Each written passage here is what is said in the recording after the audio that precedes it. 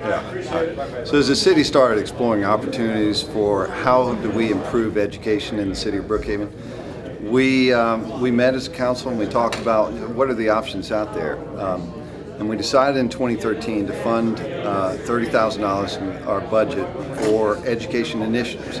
So that education initiative did three things. One is commissioned a study for feasibility of a city of Brookhaven school system. Two, it looked at opportunities for Cross Keys High School, about how we partner with DeKalb County and maybe bring the business community in there to improve the performance and work together with improving DeKalb County school system Cross Keys.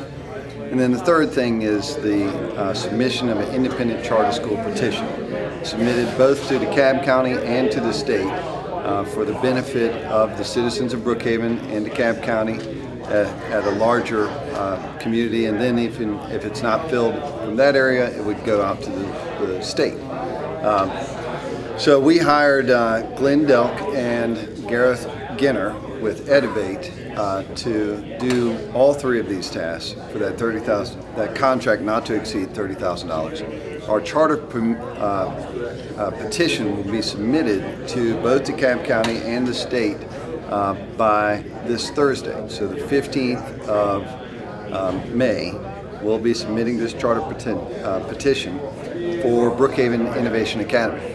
Now the charter petition is for a high-tech 21st century learning environment school that utilizes how you and I learn in our everyday experience. So what do we do when we want to learn something? Well, we Google it, and so or we watch a YouTube video how to do something. So this school will be based primarily on STEM-based learning, or actually STEAM-based learning, science, technology, engineering, arts, and math, which is a project-based type of learning. And then we also want to utilize this technology about how we learn. So every child will be given a Google Chromebook. We'll use some of Google Hangouts. As Gareth mentioned in our work session meeting, they'll be talking about teaching high-tech technology stuff, things like coding, even starting computer coding from kindergartners, but also having a full liberal arts curriculum in this school. So we'll have the arts in it, we'll have language immersion programs. The two that were mentioned tonight were Spanish and Chinese. But tonight essentially kicked off a discussion, a dialogue that we want to have with the citizens of Brookhaven about how we as a city take some leadership role in providing educational alternatives to the citizens of Brookhaven and DeKalb County and the state in a larger role.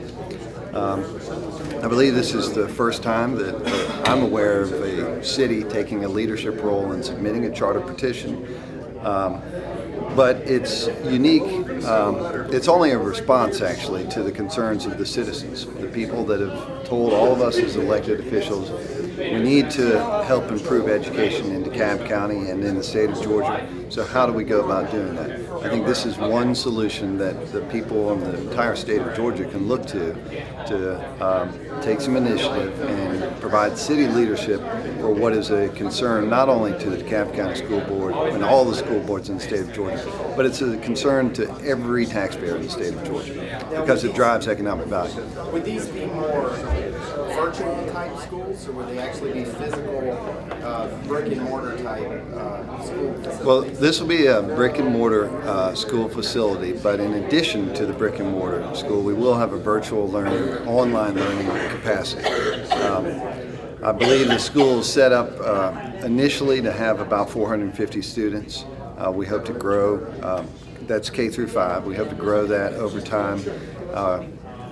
Initially K through 8, and then hopefully K through 13. The K through 13 idea actually includes an associate's degree in career track program where people will be able to get certifications in things like Microsoft certification, or maybe it's a career track in welding. But you know, one of the interesting things we learned in conversations with Google is that these high-tech companies are recruiting right out of high school. 14% of Google's workforce comes directly out of high school. So do you really need the college education if you're going into the career of your that you've dreamed about and that you're already up to speed on and trained in the SQL Server technologies or whatever it may be that high-tech company is interested in? So talk a little bit about the cost of this. Who finances, Yeah. Is this a taxpayer-paid initiative? Is it the city of Brookhaven who pay for it, more on the state level? Well, the financing of the school is that in order to get the school started, the city has, the city taxpayers have paid the bill for this initiative to be submitted to both DeKalb County and the state, all the way through to completion and hopefully approval. So that money has been allocated, and there is no more taxpayer dollar that's going to be going towards this project. The ongoing operations of the school are paid for either by a partnership of the DeKalb County, state, and federal funds, which would be the best case scenario if DeKalb County school system approves this charter. But if it's denied by DeKalb County and has to be appealed to the state, it would be paid for by state funds and federal funds. They've just worked out the budget. The school will be operated by an independent 501c3, so a nonprofit will run the school, and the only relationship the city of Brookhaven has is that since we took the leadership in creating the school, we will have the current city council and then future elected officials be on the governing board of the city's or of this school's nonprofit governing board.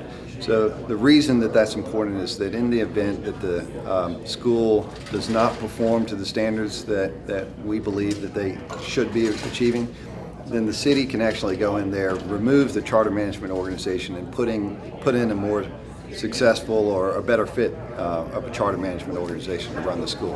And what does the time frame look like? So the charter petition will be submitted on the 15th of this month. DeKalb County and the state will have until the end of the year make a determination on whether or not they approve the charter. If approved, it would then be on the cycle to be opened in August of 2015.